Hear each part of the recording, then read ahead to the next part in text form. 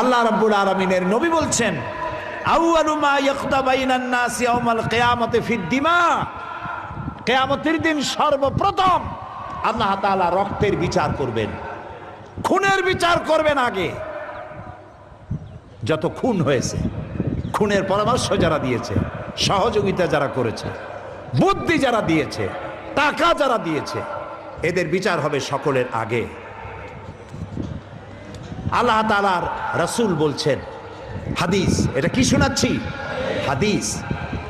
আল্লাহর কাছে, খুব লক্ষ্য করে শুনুন, আল্লাহর কাছে গোটা পৃথিবী ধ্বংস হওয়া সহজ, একটি মানুষ হত্যা করা এর থেকে কঠিন।